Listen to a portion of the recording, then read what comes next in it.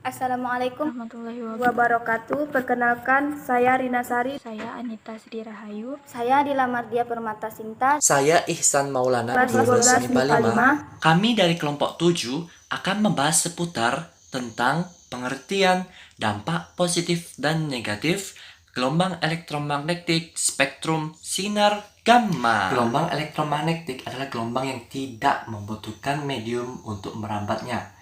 Contohnya seperti sinyal listrik atau sinyal pada WiFi. Dia merambat terus-menerus di udara dengan kecepatan cahaya juga, yaitu 3 kali 10 pangkat 8 meter per sekon. Ciri-ciri dari gelombang elektromagnetik adalah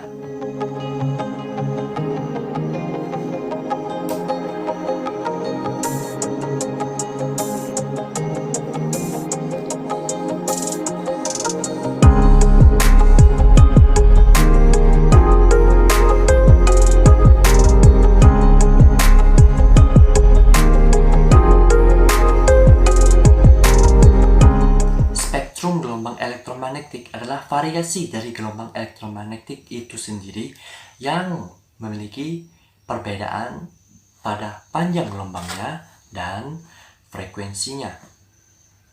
Saya memiliki jembatan keledai untuk menghafal gelombang spektrum gelombang elektromagnetik, yaitu GRU di rada Taylor. G yaitu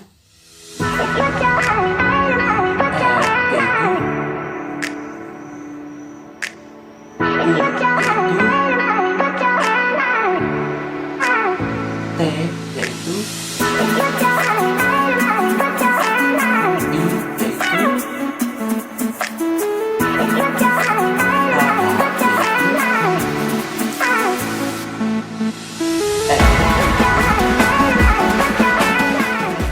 Taylor, televisi dan radio merupakan satu spektrum gelombang. Umumnya mereka adalah satu gelombang, tapi dalam spektrum televisi dan radio adalah dua gelombang yang jenisnya berbeda. Di sini saya akan menjelaskan tentang sinar gamma. Sinar gamma merupakan gelombang elektromagnetik yang mempunyai frekuensi tertinggi, yaitu antara 10 pangkat 20 Hz sampai dengan 10 pangkat 25 Hz. Sementara panjang gelombangnya berkisar antara 10 pangkat 4 nanometer sampai 0,1 nanometer. Sinar gamma berasal dari radioaktivitas nuklir atau atom-atom yang tidak stabil dalam reaksi inti. Sinar gamma memiliki daya tembus yang sangat kuat sehingga mampu menembus logam yang memiliki ketebalan beberapa sentimeter.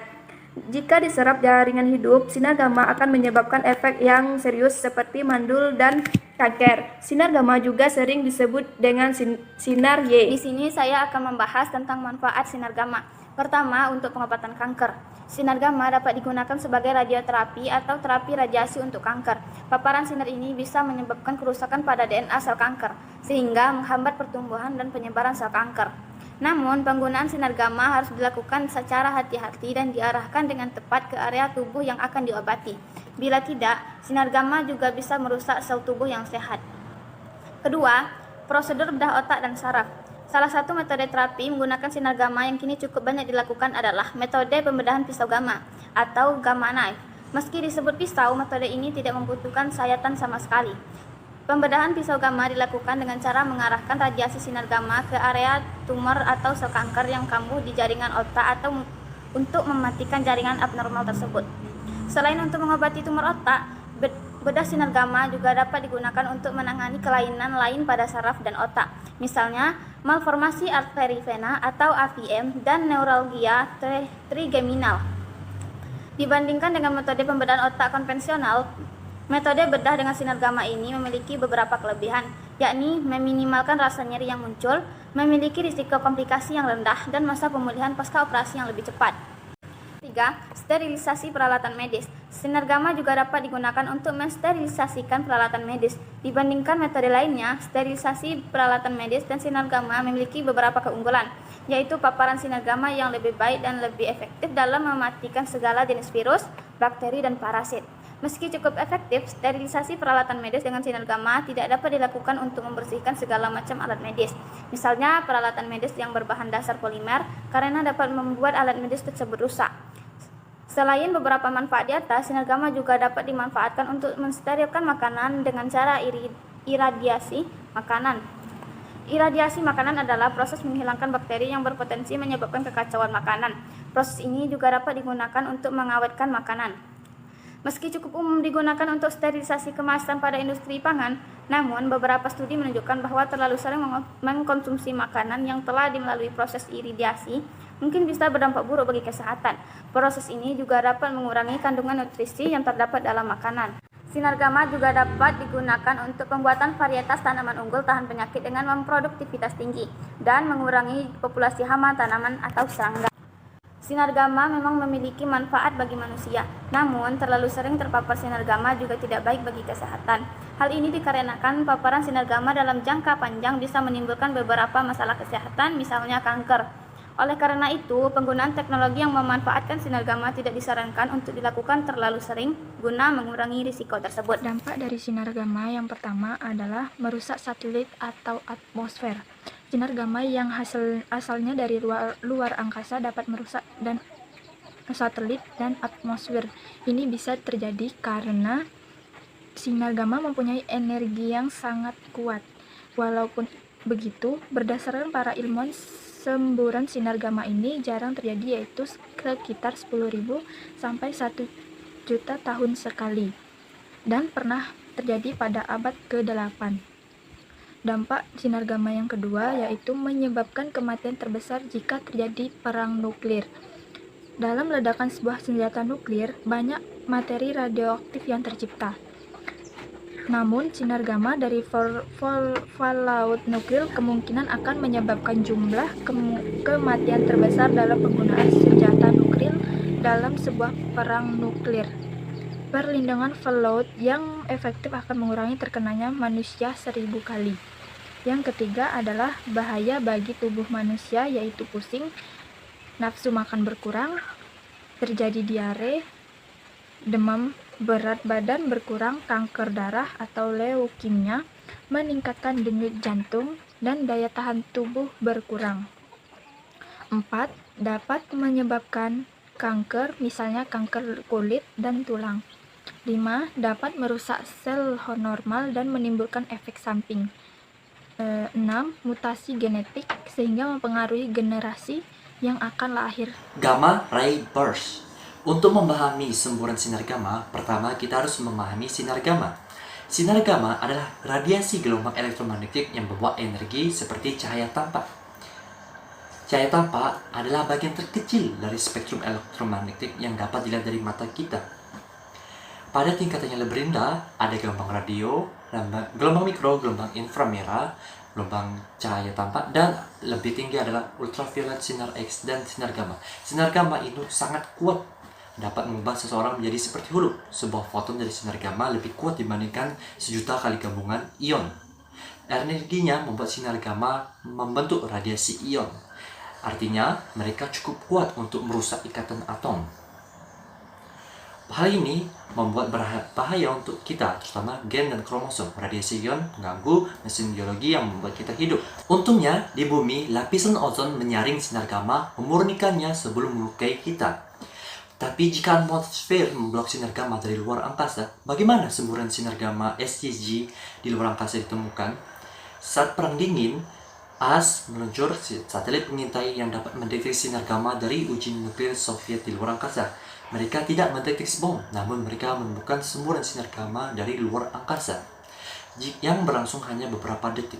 Saat ini, inilah satu-satunya penemuan ilmiah terbesar dari satelit pengintai yang kita ketahui. Para astronom menggunakan teleskop untuk membedakan jenis sinar yang mereka temukan, dan satelit pengintai ini memberi mereka penglihatan baru. 30 tahun lalu, ini ada sebuah misteri, namun kita menemukan sumber SGC, sebuah galaksi berjarak 6 miliar tahun cahaya.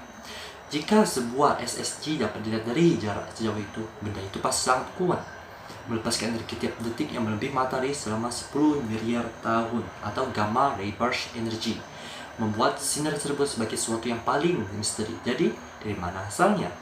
SSG menyertai beberapa keganasan dan bencana mematikan di alam semesta. Lapisan ozon akan melindungi kita, namun ini lebih diperlukan untuk mengalami sinar ultraviolet dari matahari. Sinar gamma akan melucutinya, membuat kita terkena radiasi mematikan mataharinya. Ozon memerlukan beberapa tahun untuk bertambah sendiri dengan prosesnya, waktu yang lebih dari cukup yang untuk matahari mensterilkan bumi atau setidaknya membunuh sebagian besar makhluk hidup. Faktanya, mungkin hal ini pernah terjadi. SSG diperkirakan sebagai salah satu sebab kepunculan Ordovicon 450 juta tahun yang lalu, yang memusnahkan 85% dari seluruh spesies laut. Meskipun itu sangat sulit dibuktikan, semburan sinar gamma adalah salah satu sebab kita tidak menemukan kehidupan di luar planet. Ini mungkin telah membasmi banyak dari mereka. Telah diyakini bahwa karena SSG hanya 10% galaksi yang cocok untuk kehidupan seperti kita. Jadi, apakah ini akan membunuh kita? Mungkin tidak. Galaksi seperti milik kita mungkin hanya ada satu SSG selama ribuan tahun, dan ini mungkin milik kita. Namun karena sinar gamma bergerak dengan kecepatan cahaya, kita tidak tahu kapan itu akan datang. Semoga itu tidak pernah terjadi. Kalau jika SSG melukai kita dan kita akan mati. Gamma ray burst adalah semburan sinar gamma atau meledaknya sinar gamma dari luar angkasa ke bumi. Gamma ray burst ini pernah terjadi pada tahun 2009, yaitu tepatnya 23 April 2009, yaitu ada namanya RGB 090423. RGB ini sangat mematikan. Jika kita terkena oleh radiasi sinar gamma, maka kita akan mengalami mutasi genetik. Seperti halnya dengan Hulk. Pada film Hulk ada seseorang yang membuat sinar gamma, tapi dia terkena sinarnya dan dia berubah menjadi warna hijau yang kuat dan kekar. Gamma ray burst ini sangat mematikan bagi bumi. Jika gamma ray burst menembak ke bumi dan cahayanya terkena kita, maka kemungkinan besar umat manusia akan meninggal atau koit. Jadi sebaiknya kita harus mempelajari tentang bagaimana proses gamma ray burst ini. Bom nuklir dan bom atom merupakan contoh penerapan dari sinar gamma. Bom ini sifatnya adalah memusnahkan, atau jika mereka berdua meledak, maka seluruh bumi akan hangus. Bom atom ini pernah diuji cobakan pada kota di Jepang, yaitu Hiroshima dan Nagasaki. Bom atom ini pertama kali dilakukan oleh USA ke Jepang karena adanya perang dunia. Kita lihat bagaimana simulasi dari bom atom tersebut.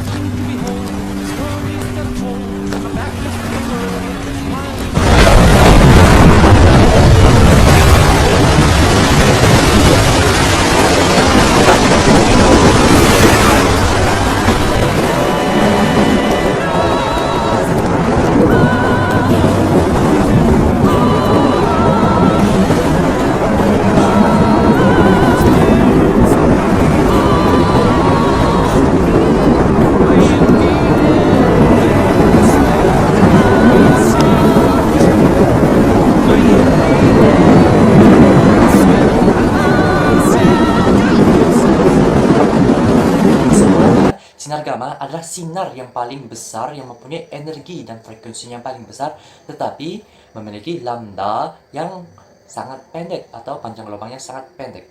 Makanya sinar gamma ini adalah sinar yang paling bahaya bagi makhluk hidup.